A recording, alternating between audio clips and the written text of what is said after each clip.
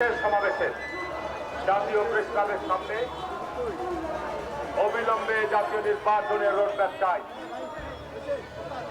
এই আয়োজনের সম্মানিত সভাপতি এখানে উপস্থিত আছেন আমাদের সহকর্মী জাতীয় সংসদের সাবেক সদস্য জনাব আবুল কালাম আজাদ সিদ্দিকী, আবু নাসের মোহাম্মদ রহমতুল্লাহ, জনাব বিবি ইব্রাহিম, কাজী মনির, বিবি শফিক সহ ইসমাইল হোসেন সিরাজি এবং সভাপতিত্ব করছেন মফিজুর রহমান রানা লিটন।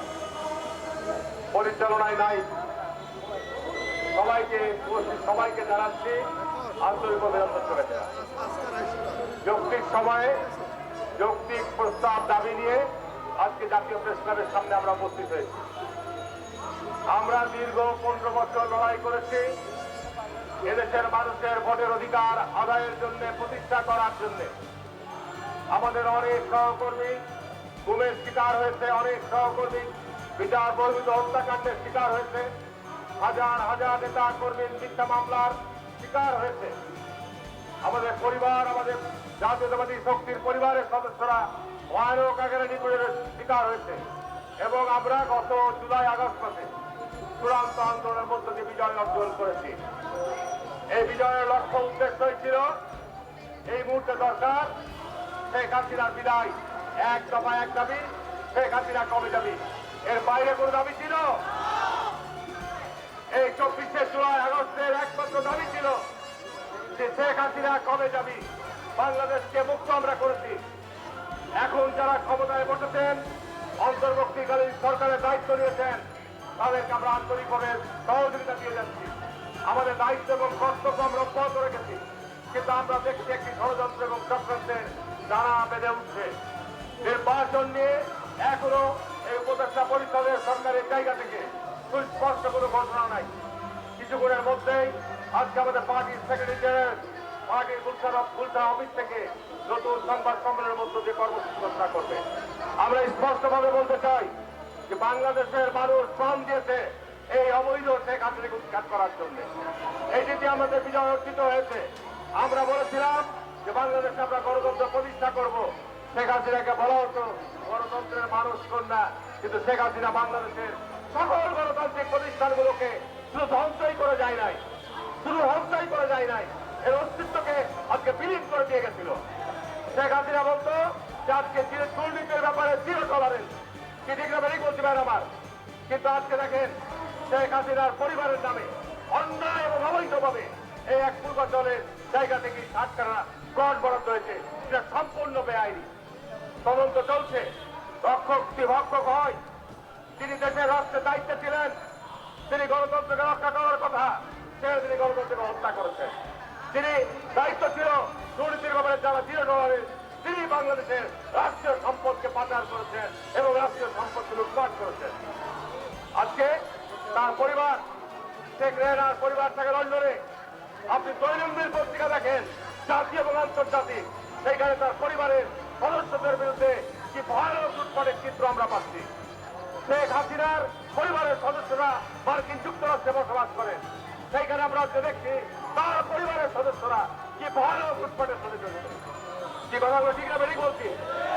আমরা এই সমস্ত অবসানের জন্য লড়াই করেছিলাম। আমরা এই অবসান, আমরা শেখ হাসিনাকে বিদায় করে এই চূড়ান্ত বিদায় আমরা অর্জন করেছি। আমরা চাই আজকে দেখেন প্রেস ক্লাবের ডানে বামে চারিদিকে এত সমাবেশ, এদের আওয়াজ যদি আজকে উপদেষ্টা পরিষদের সদস্যদের কানে না পৌঁছায়, কানে পৌঁছানোর জন্য যা করতে হয় প্রয়োজন আমরা তাই করবো ইনশাআল্লাহ। কারণ আমরা রক্ত দিতে চাই না, আমরা রাজপথের আন্দোলন করতে চাই না, আমরা আমাদের অধিকারের জন্য লড়াই করতে চাই না। আমরা লড়াই করেছি, আমরা দেশকে এগিয়ে নিয়ে যেতে চাই, আমরা দেশকে পুনর্গঠিত করতে চাই। দেশের বিরুদ্ধে যারা ষড়যন্ত্র চক্রান্ত করছে তাদের বিরুদ্ধে আমরা জাতিকে সতর্ক করতে চাই। সুতরাং নির্বাচন নিয়ে যে কথাগুলো বলা হচ্ছে, বিচার এবং সংস্কার, বিচার আমরা চলবে। নির্বাচনের মধ্যে যে যারাই ক্ষমতা আসবে অবশ্যই শেখ হাসিনার দুর্নীতি, শেখ হাসিনার খুব হত্যার বিরুদ্ধে বিচার আমাদের চলবে, বিচার হবে ইনশাল্লাহ। আর যারা আজকে গত 15 বছর বাংলাদেশের রাষ্ট্রীয় সম্পদ লুটপাট করেছে, দুর্নীতির মহোৎসব করেছে, তাদেরও বিচার আমরা করব। সুতরাং বিচার নিয়ে নির্বাচনকে বিলম্বিত করার কোন সুযোগ নাই। সুতরাং মনে রাখতে হবে যে নির্বাচন যথাসময়ে অনুষ্ঠিত হতে হবে। দুই, আজকে যারা সংস্কারের কথা বলছেন, আমরা জাতীয়তাবাদী দল এবং আমাদের জাতীয়তাবাদী দলের সমমনা দলগুলো আমরা দীর্ঘদিনের যে রোডম্যাপ দিয়েছি সংস্কারের, সেই সংস্কারের কর্মসূচির ব্যাপারে আমরা ঐক্যবদ্ধ আছি। আমরা নির্বাচনের মধ্য দিয়ে সরকার গঠন করলে অবশ্যই জাতির যে আকাঙ্ক্ষা, জাতির যে প্রত্যাশা, সেই প্রত্যাশা আমরা পূরণের জন্য অঙ্গীকারবদ্ধ, প্রতিজ্ঞাবদ্ধ। আমাদের পার্টির অ্যাক্টিং চেয়ারম্যান তিনি বিদেশ থেকে দীর্ঘ 15 বছর এত জুলুম, এত নিপীড়ন, এত অত্যাচার সহ্য করে গোটা জিয়া পরিবারকে যারা ধ্বংস করতে চেয়েছিলেন, তাদের কাছে স্মরণ করে দিতে চাই শহীদ রাষ্ট্রপতি জিয়া রহমান 1977 সালে বাংলাদেশ জাতীয়তাবাদী দলের জন্ম দিয়েছিলেন। 15 আগস্ট শেখ মুজিবের মৃত্যুর পর শহীদ রাষ্ট্রপতি জিয়া রহমান 7ই নভেম্বর সিপাহী জনতার বিপ্লবের মধ্য দিয়ে ক্ষমতায় এসেছিলেন। শহীদ রাষ্ট্রপতি জিয়া রহমান 1981 সালের 30 মে যেদিন শাহাদাত বরণ করেছিলেন, বাংলাদেশের মানুষের হৃদয় নির্ণয় ভালোবাসা লক্ষ্য করেন নাই।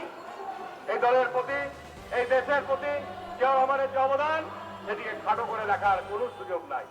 ঠিক আর আবার 40 বছর পর বেগম খালেদা জিয়ার বিরুদ্ধে, বেগম খালেদা জিয়াকে নিশ্চিহ্ন করে দেওয়া, বেগম খালেদা জিয়ার পরিবারের প্রতি জুলুম এসছে, এইটি বাংলাদেশের ইতিহাসে নজিরবিহীন। তার বয়স 79 বছর, তাকে মিথ্যা মামলা দিয়ে সাজা দিয়ে রাখা হয়েছিল, তাকে চিকিৎসার সুযোগ দেওয়া হয়নি, তারেক রহমানকে দেশে আসতে সুযোগ দেওয়া হয়নি। বেগম খালেদা জিয়া গত কয়েকদিন আগে চিকিৎসার জন্য বিদেশে গেলেন। আজকে যাদেরকে বিএনপিকে নিয়ে কটাক্ষ করে কথা বলতে চান, বাংলাদেশে বর্তমান বেগম খালেদা জিয়া কোনো এক্সিকিউটিভ দায়িত্বে নাই। উনি বিএনপির চেয়ারপারসনের দায়িত্ব পালন করছেন, কিন্তু ওনাকে কাতার সরকার, কাতারের আমির যে সম্মান এবং মর্যাদা, যে অত্যাধুনিক বিশ্বের মধ্যে এয়ার অ্যাম্বুলেন্স সরবরাহ করেছেন, এটি বাংলাদেশে কাউরি ভাগ্যে জুটে নাই। ঠিক বলছি, বেগম খালেদা জিয়া সেদিন গুলশান থেকে আমাদের বিমানবন্দরে যাওয়াই প্রায় 2 ঘন্টা 3 ঘন্টা রাস্তা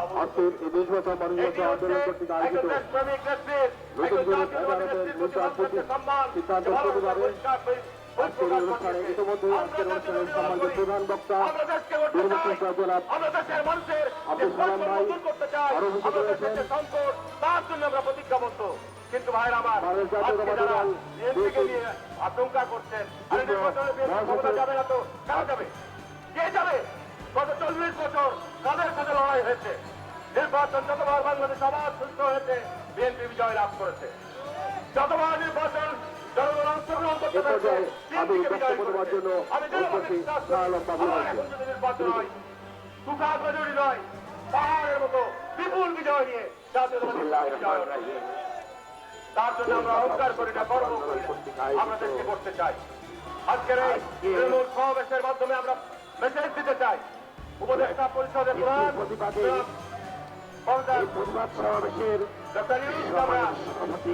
অভিনন্দন জানাই, শুভেচ্ছা জানাই। জাতির একটি ক্রান্তি লগ্নে দায়িত্ব আপনাকে আমরা ফুল দিয়ে বরণ করে আমরা আপনাকে ফুলের শুভেচ্ছা দিয়ে বিদায় করতে চাই। এই ঐতিহাসিক দায়িত্ব ঐতিহাসিকভাবে পালন করবেন। নির্বাচন করবেন অবাধ, সুস্থ, শান্তিপূর্ণ, এবং আমরা আশা করি এই বছরের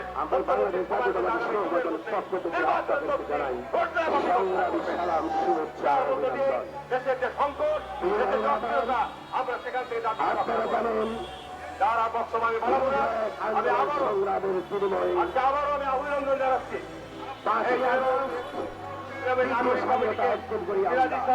আজকে যারা অতিথি হিসেবে আমাদের রহমতুল্লাহ সবাইকে অভিনন্দন শুভেচ্ছা জানাচ্ছি। এই ধরনের সমাবেশ অব্যাহত থাকবে, এই ধরনের দাবি আমাদের অব্যাহত থাকবে, বিরুদ্ধে আমাদের মাঠে আমাদের বক্তব্য অব্যাহত থাকবে। এই বলে আজকে এই তত্ত্বাবধায়ক সরকারের অবিলম্বে দাবি জানাচ্ছি, নির্বাচন নিয়ে আর কাউকে মন নয়, নির্বাচন নিয়ে আর কোন ধরনের বিলম্ব নয়, অবিলম্বে আমরা নির্বাচনের রোডম্যাপ চাই, অবিলম্বে আমরা নির্বাচনের রোডম্যাপ চাই। আমরা রাস্তায় নামতে চাই না, আমরা আন্দোলন করে আর করতে চাই না। আমরা জাতীয় সম্পদ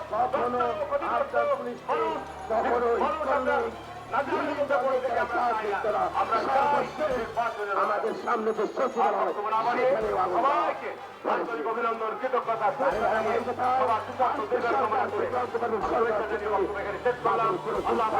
বাংলাদেশ জিন্দাবাদ, বাংলাদেশ জাতীয়তাবাদী দল জিন্দাবাদ।